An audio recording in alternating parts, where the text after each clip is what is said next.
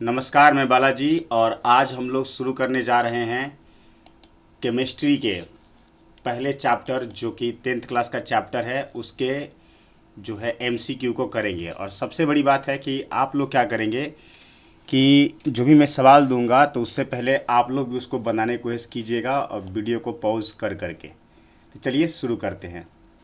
सबसे पहला सवाल क्या है? सबसे पहला सवाल है कि which law is follow while the balancing of chemical equation, मतलब कि रासायनिक समीकरण को संतुलित करते समय कौन से नियम का पालन होता है? तो यहाँ पर होगा द्रव्यमान संरक्षण का सिद्धांत। जी हाँ, law of conservation of mass का जो है पालन किया जाता है और इसी कारण जो है किसी भी रासायनिक समीकरण को संतुलित किया जाता है। अगले सवाल की ओर चलते हैं। बोला जा रहा है कि what is the colour of copper sulphate solution.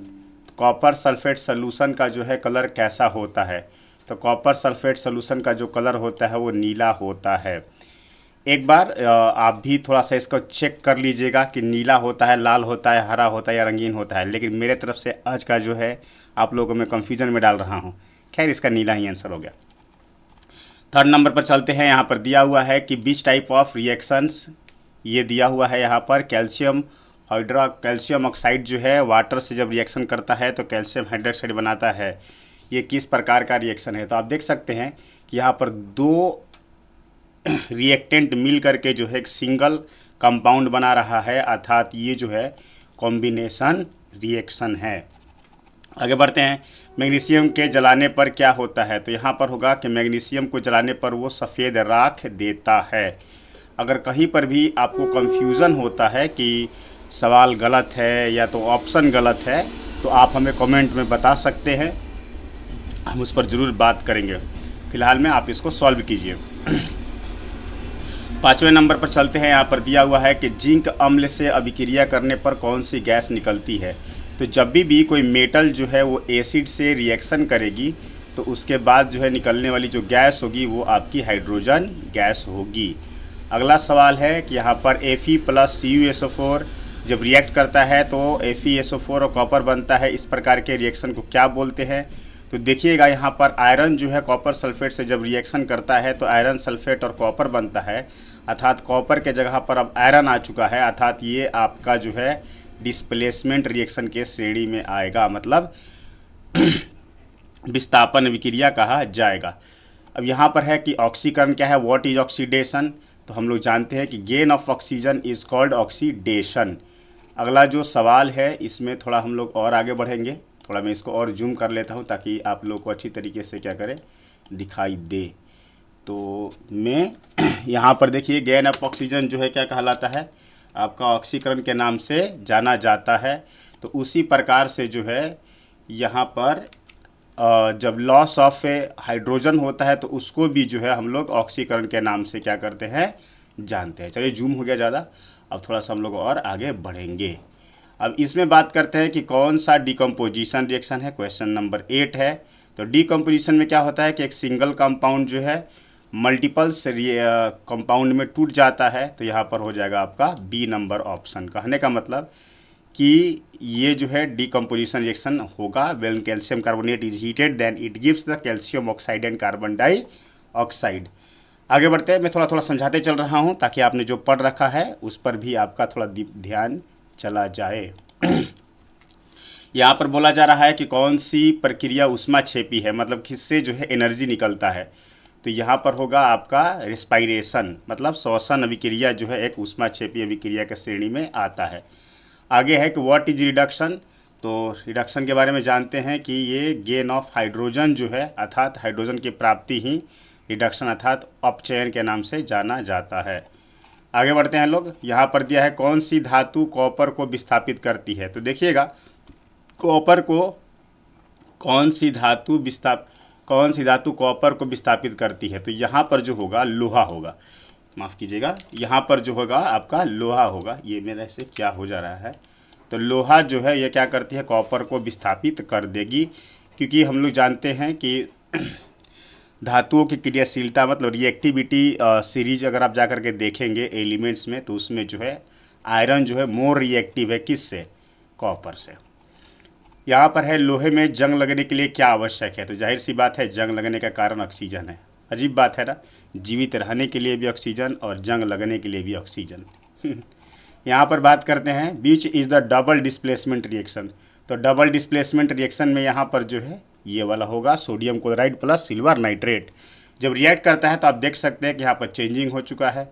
अब सोडियम के जगह पर क्या आ चुका है, सिल्वर, और सिल्वर के जगह पर आ चुका है सोडियम। इसलिए इसको जो है डबल डिस्प्लेसमेंट तथा द्विविस्थापन अभिक्रिया के नाम से जानते हैं। आगे बढ़ते हैं लोग। रेंसिडिटी मतलब बासीपन, जो आप हमारे घरों में जो खाना होता है वो जब भी क्या करता है ऑक्सीजन से रिएक्ट कर जाएगा तो उसी को हम लोग रेंसिडिटी हो जाएगा और वो अजीब प्रकार का गंध भी देने लगता है। तो इसके लिए ऑक्सीजन ही जिम्मेदार होता है ना भोजन बासी होने के लिए। यहाँ पर क्या है, कौन सी गैस चूने के पानी को दूधिया बना देती है, तो अच्छी तरीके से पता है कार्बन डाइऑक्साइड गैस जो होती है वो चूने के पानी को जो है क्या करती है, दूधिया बना देती है। इंग्लिश में पढ़ देते हैं which gas turns the lime water on the milky, that is called the carbon dioxide gas. आगे बढ़ेंगे लोग 16 नंबर क्वेश्चंस पर, और चैनल को आप लोग लाइक करिए ताकि जब भी वीडियो अपलोड हो, और कमेंट भी कर दीजिए तो जल्दी मिले, और सब्सक्राइब भी कर लीजिए। तो आप लोग सपोर्ट करेंगे तो हम लोग भी अपना मेहनत क्या करेंगे, आगे जारी रखेंगे। यहाँ पर बोला जा रहा है कौन सा ऊष्माशोषी है, मतलब किस रिएक्शन को कराने के लिए जो है हीट की आवश्यकता होती है, तो जाहिर सी बात है इसमें भाई साहब आपका कंबशन होगा। मतलब ऊष्माशोषी रेस्पिरेशन अच्छा सॉरी माफ़ कीजिएगा, गलती हो गया मुझसे। फोटोसिंथेसिस कराने के लिए जाहिर सी बात है लाइट की आवश्यकता होती है, अर्थात सनलाइट की आवश्यकता होती है, सूर्य के प्रकाश की आवश्यकता होती है, इसीलिए इसको जो है ऊष्माशोषी के नाम से हम लोग जानते हैं। आगे बढ़ेंगे लोग। यहाँ पर लिखा हुआ है कि what products of the calcium carbonate, तो कैल्शियम कार्बोनेट जब भी आपका विघटन होगा तो ऊपर वाला बनेगा ये कि कैल्शियम ऑक्साइड और कार्बन डाइऑक्साइड, क्योंकि ये डिकम्पोजिशन रिएक्शन ऊपर वाला ही कुछ क्वेश्चंस में हम लोगों ने देखा। आगे बढ़ेंगे, कौन सी अभिक्रिया गैस उत्पन्न करती है, ये बीच रिएक्शन प्रोड्यूस द गैस, तो जिंक को हाइड्रोजन से मिलेगा, तो यही पर है कि ये कॉपर से ज़्यादा हाइड्रोजन से ज़्यादा मोर रिएक्टिव है, तो इसीलिए हाइड्रोजन गैस उत्पन्न करेगा। जाहिर सी बात है दिख भी रहा है। आगे बढ़ेंगे हम लोग यहाँ पर कि कोरिजन क्या है, तो कोरिजन जो है केमिकल रिएक्शन है। अब थोड़ा सा तेज़ी से हम लोग करेंगे ताकि आप लोग के समय की बचत हो। तो corrosion is a chemical reaction. फिर यहाँ पर है कि which reaction from the PPT कौन बनाता है भाई साहब, तो इसमें हम लोग देखते हैं कि पीपीटी यहाँ पर कौन बनाता है। तो पीपीटी बनाने का जो काम किया यहाँ पर ये हम लोगों ने देखा सिल्वर नाइट्रेट और सोडियम क्लोराइड, मतलब जो एक्स्ट्रा में जो बनता है, या मैं इसको हटा देता हूँ, आप लोग इसका क्रॉस चेक कर लीजिएगा और मुझे कमेंट करिएगा, मैं आप लोगों के लिए छोड़ता हूँ। 21 नंबर पर चलता हूँ मैं कि फार्मूला क्या है जंग लगने का, तो जंग लगने का फार्मूला जो है वो आपका ये होगा, ठीक है, Fe2O3 × H2O, क्योंकि उसमें ऑक्सीजन भी आ जाएगा, कुछ हद तक पानी भी। ऑक्सीडेशन क्या है, तो ऑक्सीडेशन के बारे में जानते हैं कि gain of electrons is called oxidation. 23 number कौन सा संयोजन अभिक्रिया है, तो देखिएगा मैंने बोला कि जब दो कंपाउंड जो है आपस में मिलकर के, माफ़ कीजिएगा, दो रिएक्टेंट जो है आपस में मिलकर सिंगल कंपाउंड देते हैं, तो इसको हम लोग क्या बोलते हैं, कॉम्बिनेशन रिएक्शन। अच्छा यहाँ पर देखेंगे ऑप्शन नंबर बी में, तो एक सिंगल कंपाउंड जो है दो पार्ट में टूटता है, ये तो डीकम्पोजिशन रिएक्शन है। यहाँ पर क्या देख रहे हैं कि ए है और यहाँ पर एक BC है, तो बी के जगह पर ए आ गया, तो ये डिस्प्लेसमेंट रिएक्शन है और ये डबल डिस्प्लेसमेंट रिएक्शन के श्रेणी में आएगा। 24 नंबर पर बात करेंगे, तो बोला जा रहा है कि कौन सी गैस जलती है तो पॉप साउंड देती है, मतलब फटफट की आवाज़ के साथ जो है हमारा हाइड्रोजन गैस क्या करता है, जलता है। आगे बढ़ते हैं लोग और इसमें, और ये देखते हैं कि यहाँ पर आपको दे रहा है कि ऑक्सीकरण क्या है, तो गेन ऑफ इलेक्ट्रॉन्स ना, ऑक्सीडाइजिंग एजेंट की बात करेंगे। यहाँ पर थोड़ा सा क्वेश्चन घुमा कर दिया हुआ है, क्या लिखा हुआ है कि ऑक्सीडाइजिंग एजेंट कौन है, तो देखिएगा जिस उल्टा चलता है ऑक्सीकरण का, तो यहाँ पर हो जाएगा गेन ऑफ हाइड्रोजन क्या कहलाता है, ऑक्सीडाइजिंग एजेंट। आगे बढ़ेंगे लोग, तो इस तरीके से हम लोगों ने यहाँ पर जो है 25 क्वेश्चंस कर लिए हैं। आप लोग वीडियो को पीछे करके भी देख सकते हैं किस तरीके से जो है ये चीज़ें चल रही है।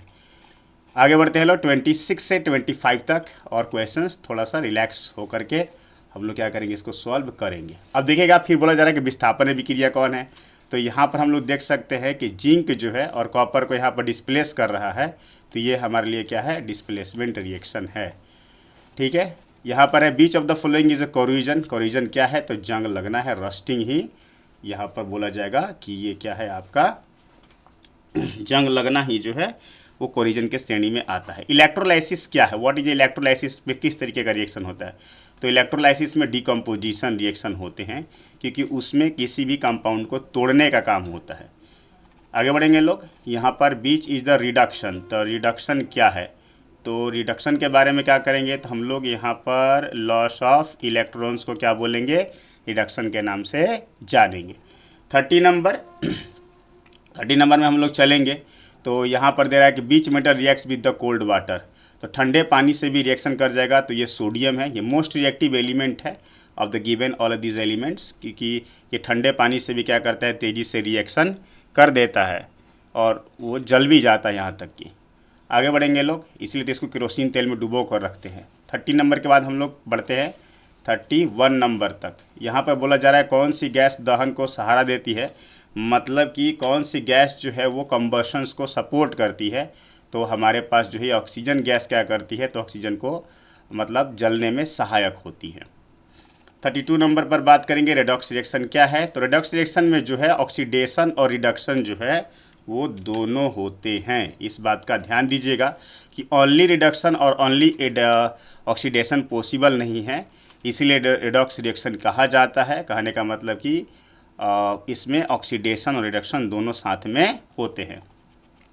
आगे बढ़ेंगे हम लोग, तो यहाँ पर क्या देखा जा रहा है कि अम्ल और क्षार अभिक्रिया से क्या बनता है। अम्ल और क्षार जब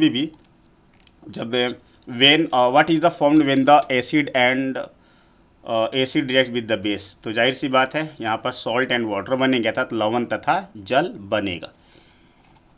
क्वेश्चंस को आगे बढ़ाते हैं अपने शब्दों में ही, और बोला जा रहा है कि फिर से यहाँ पर प्रेसिपिटेशन रिएक्शन कौन सा होगा, तो मैं ना इस बार इसमें फिर से इस क्वेश्चन को छोड़ रहा हूँ कि आपको बताना होगा कि इसका पीपीटी क्या बनेगा। ठीक है, 34 नंबर। ऐसे में यहाँ पर ये वाला जरूर ऑप्शन प्रीफर करूँगा, आप लोग देख लीजिएगा, क्योंकि मैं 2 क्वेश्चंस आपके लिए छोड़े हैं, कौन सा, अवक्षेपण अभिक्रिया वाले, बस इतना मैं करा रहा हूँ, तो एक आप पर भी छोड़ सकता हूँ। चलिए आगे बढ़ते हैं लोग कि क्षरण को रोकने का कौन सा तरीका है, तो मतलब कि आप कोरिजन को कैसे रोक सकते हैं। जो आपके घरों में जो घर के जो दरवाज़ा होता है या कुछ भी मतलब मेटल्स के जो ऑब्जेक्ट्स होते हैं, खास करके लोहा का जो ऑब्जेक्ट होते हैं, तो क्या करते हैं पेरेंट्स लोग बोलते हैं कि इसको पेंट कराना पड़ेगा, वरना ये क्या हो जाएगा, ख़राब हो जाएगा। तो बहुत अच्छा मेथड है ये पेंट कराना। चलिए तो आगे बढ़ते हैं। हाँ, दरवाज़ा भी अच्छा लगता है यार। यहाँ पर क्या देखेंगे, कौन सा संतुलन समीकरण है। संतुलन समीकरण का मतलब है बैलेंस इक्वेशन कौन है। बैलेंस इक्वेशंस की बात करेंगे कि जब एक ही मतलब सारे एलिमेंट्स के जो है यहाँ पर क्या होंगे, नंबर्स जो है ना बराबर होंगे। तो यहाँ पर देख रहे हैं कि ए नंबर में हाइड्रोजन यहाँ पर 2 है, तो यहाँ पर 2 है, बट यहाँ पर ऑक्सीजन 2 है, तो इस साइड ऑक्सीजन जो है 1 ही है। इसीलिए हम लोग क्या करते हैं, इसको प्रीफर करते हैं। कि देखिए अब देखिए बी नंबर में हाइड्रोजन 4 है, तो यहाँ पर भी हाइड्रोजन 4 है, यहाँ पर जो है आपका ऑक्सीजन 2 है, तो यहाँ पर भी ऑक्सीजन क्या है, 2 है। आगे बढ़ते हैं लोग, बोला जा रहा है कि कौन सी धातु जो है कोराइड नहीं होती है ईजिली। तो जाहिर सी बात है भाई, सोना पर जल्दी जंग नहीं लगता है भी तो सोना सोना सोना, तो इसीलिए जो है ये सोना पर जल्दी जंग नहीं लगता है, इसीलिए जो है वो ईजिली कोराइड नहीं हो पाता है। बाकी आप लोहा, कॉपर और जिंक पर कंपैरिजन टू जो है गोल्ड, इसमें जल्दी जो है आपको जंग लग जाएंगे। फिर बात करते हैं कौन, ऊष्माक्षेपी रिएक्शन है, मतलब किसमें जो है हीट निकलता है या एनर्जी निकलती है, तो है रेस्पायरेशन। यहाँ पर बात करते हैं, हाँ जरूर 39 नंबर सवाल पर चलते हैं। बोला यार कौन सी विक्रिया ऊष्मा का अवशोषण करती है, तो जाहिर सी बात है ऊष्मा का अवशोषण फिर से फोटोसिंथेसिस। यहाँ पर बात है कि न्यूट्रलाइजेशन रिएक्शन कौन है, तो न्यूट्रलाइजेशन रिएक्शन मतलब कि जब भी एसिड जो है बेस से रिएक्शन करता है, तो उसमें ना ही एसिड वाले प्रॉपर्टीज रह जाती है ना ही बेस वाली, इसीलिए उसको जो है हम लोग न्यूट्रलाइजेशन रिएक्शन अर्थात जो है उदासीनीकरण अभिक्रिया के नाम से जानते हैं। तो इसमें ऑप्शन आपका ए होगा। आगे बढ़ेंगे लोग और बोला जा रहा है कि ऑक्सीकरण संख्या को बढ़ाना क्या कहलाता है। तो ऑक्सीकरण संख्या को बढ़ाना जो है वो आपका ऑक्सीकरण कहा जाता है। हाँ, कौन सा इसमें जो है केमिकल चेंज है। तो जाहिर सी बात है भाई साहब, बर्निंग पेपर इस क्या बाबू यहाँ पर आपका जो है केमिकल चेंज के श्रेणी में आता है। आगे बढ़ेंगे लोग 43 नंबर सवाल में। यहाँ पर बोला जा रहा है कौन सा फिजिकल चेंज है। मैं थोड़ा स्पीड पकड़ूंगा क्योंकि इसमें उतना दम नहीं है। तो चीनी का घुलना जो है आपका क्या कहलाता है, फिजिकल चेंज के श्रेणी में आता है। फिजिकल चेंज मतलब भौतिक परिवर्तन में। फिर जा करके यहाँ पर देखते हैं कौन अपघटन अभिक्रिया है। तो इलेक्ट्रोलाइसिस ऑफ वाटर, पानी का टूटना जो है एक डिकम्पोजिशन रिएक्शन अर्थात अपघटन अभिक्रिया के श्रेणी में आएगा। 45 नंबर क्वेश्चंस पर चलते हैं। बोला जा रहा है कि बीच रिएक्शन प्रोड्यूस द हीट। तो हीट किस में आएगा, तो ऊष्माक्षेपी वाला में ही हीट आएगा अर्थात एनर्जी प्रोड्यूस होता है। 45 नंबर की बात करते हैं कि ऑक्सीडेशन क्या है। तो ऑक्सीडेशन जो है ये देखिए रस्टिंग जो है ऑक्सीकरण का एक उदाहरण है, क्योंकि इसमें ऑक्सीजन क्या करती है, मिलता है, इसीलिए हम लोग इसको जो है रस्टिंग के नाम से जानते हैं। 46 के बाद हम लोग 47 पर चलते हैं। कौन सा जो है रिडक्शन है। तो रिडक्शन भाई देख लीजिए यहाँ पर रिमूवल ऑफ हाइड्रोजन, उल्टा चल जाता है रिडक्शन में और ऑक्सीडेशन में ऐड होगा तो इसमें रिमूव होगा। 47 के बाद 48 की बात करते हैं, कॉम्बिनेशन रिएक्शन। तो देखिएगा जल का निर्माण, क्योंकि हाइड्रोजन और ऑक्सीजन जब आपस में मिलते हैं तो जल का निर्माण होता है, इसीलिए उसको माफ़ कीजिएगा कॉम्बिनेशन रिएक्शन के नाम से जानते हैं। फिर से एक बार रिक्वेस्ट कर रहा हूं कि वीडियो को शेयर भी कर दीजिएगा नेक्स्ट, ताकि दूसरे लोगों को भी फ़ायदा पहुंचे। कौन सी विस्थापन अभिक्रिया है। तो देख सकते हैं कि जिंक और कॉपर सल्फेट आपस में मिलेंगे तो जिंक जो है कॉपर को डिस्प्लेस कर देगा, इसीलिए क्या है, विस्थापन अभिक्रिया है। बाकी ऑप्शन में ये चीज़ें दिखाई नहीं दे रही है। आगे बात करेंगे हम लोग, थोड़ा सा इसको छोटा करते हैं हम ताकि सबको दिखाई दे यार। बीच डबल डिस्प्लेसमेंट रिएक्शन। तो भाई ऊपर ही हम लोग का क्या मिल जा रहा है, डबल डिस्प्लेसमेंट रिएक्शन। फिर जाकर के अब थोड़ा सा क्वेश्चंस को और इम्प्रूव करेंगे, 51 से 75 तक जाएंगे, थोड़ा सा टाइम ले करके। चलिए थोड़ा और स्पीड पकड़ेंगे तेज़ी से। यहाँ पर है कि what is the balance chemical equations. तो दोनों ओर परमाणुओं की संख्या क्या होनी चाहिए, हर एलिमेंट की बराबर होनी चाहिए, उसी को हम लोग बैलेंस केमिकल इक्वेशंस के नाम से जानते हैं। बोला जा रहा है कौन सा रासायनिक परिवर्तन है। तो देख लीजिए यहाँ पर जो है कागज़ का कागज़ कटना नहीं सॉरी ऐसे कैसे होगा, लकड़ी का जलना जो है, लकड़ी का जलना क्या कहलाता है, रासायनिक परिवर्तन अर्थात केमिकल चेंज में आता है। यहाँ पर है कि which gas are release during to the electrolysis of water. तो hydrogen gas, oxygen gas, hydrogen oxygen दोनों गैस यहाँ पर क्या होती है, निकलती है। नेक्स्ट बात करते हैं हम लोग कि ऊष्माक्षेपी कौन सा है। तो ऊष्माक्षेपी में जो है आपका डिकम्पोजिशन नहीं, रेस्पायरेशन नहीं, प्रकाश रेस्पायरेशन, ठीक है। फिर यहाँ पर बोला जा रहा है कि कोरिजन क्या है। तो कोरिजन जो है आपका फिजिकल चेंजेस है। विस्थापन अभिक्रिया कौन सा है। तो यहाँ पर देख सकते हैं जिंक और कॉपर सल्फेट जब आपस में मिलते हैं तो विस्थापन अभिक्रिया होता है। फिर यहाँ पर दिया है रिडक्शन क्या है। तो रिडक्शन की बात करते हैं तो ये है आपका गेन ऑफ माफ़ कीजिएगा लॉस ऑफ ऑक्सीजन, रिडक्शन के नाम से जाना जाता है। कौन सा अवक्षेप बनता है। तो फिर मैं अवक्षेप वाला सारे सवाल छोड़ रहा हूँ आपके लिए, बस एक बताऊँगा तो आप उधर फिर चले जाइएगा। तो यहाँ पर क्या है कि ऊष्मा शोषी कौन है। तो फिर से शोषण आ गया। और यहाँ पर हम लोग ऑक्सीडेशन क्या है। तो यही है आपका गेन ऑफ ऑक्सीजन। और ज़्यादा नहीं 70 क्वेश्चन ही करेंगे। अच्छा यहाँ पर देख लीजिए फिर से आ गया कि कौन सी धातु जो है अत्यधिक अभिक्रियाशील है, मोस्ट रिएक्टिव है इन सब में। तो ये होगा सोडियम। फिर यहाँ पर बोला जा रहा है कौन सी अपघटन अभिक्रिया है। तो देख लीजिएगा कैल्शियम कार्बोनेट अपघटन अभिक्रिया है। और चूने के जल को, ये क्वेश्चंस डबल हो गए। तो चलिए तो आज भर के लिए बस 70 क्वेश्चंस ही हम लोग करेंगे। कौन संयोजन अभिक्रिया है, ज़्यादा नहीं क्वेश्चंस कराएंगे हम लोग, 64 है, ताकि क्वेश्चंस में देख रहा हूँ कि टाइपिंग में डबल चले गए हैं। तो बोथ ऑक्सीडेशन एंड रिडक्शन। हाँ, क्षरण को रोकने के लिए आपको पेंट करना होता है। अब तो बहुत तेज़ी से बन जाएगा आप लोगों से। संतुलन कौन सा है। तो ये वाला है। तो हाँ, कौन सा रंग जो है वो रासायनिक गुण है। कौन सा जो है रासायनिक गुण है। देखिएगा रंग का बदलना जो है रासायनिक गुण के श्रेणी में आता है। भौतिक परिवर्तन में जो है आपका माफ़ कीजिएगा, ये हो जाएगा आपका मेल्टिंग जो है भौतिक परिवर्तन है। और कौन सी विक्रिया गैस छोड़ेगी, तो गैस छोड़ने के लिए जिंक और हाइड्रोजन क्लोराइड वाला ही कहानी रहेगा। ठीक है, उदासीनीकरण में फिर से अम्ल और क्षार हो जाएंगे। तो हम लोग जो है क्या करेंगे कि आगे जो है और भी टॉप लेवल के क्वेश्चंस लेकर के आएंगे। तब तक के लिए आज भर के लिए 70 क्वेश्चंस ही रहेंगे हम लोगों के लिए।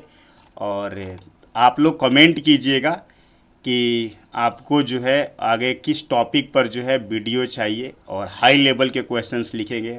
ऐसे सोच समझ लीजिए कि आपके लिए थोड़ा सा आज जो है लो लेवल के ही क्वेश्चंस थे, और आप लोग जल्दी कर पाइएगा, मुझे विश्वास है। धन्यवाद, मिलते हैं अगले वीडियो में।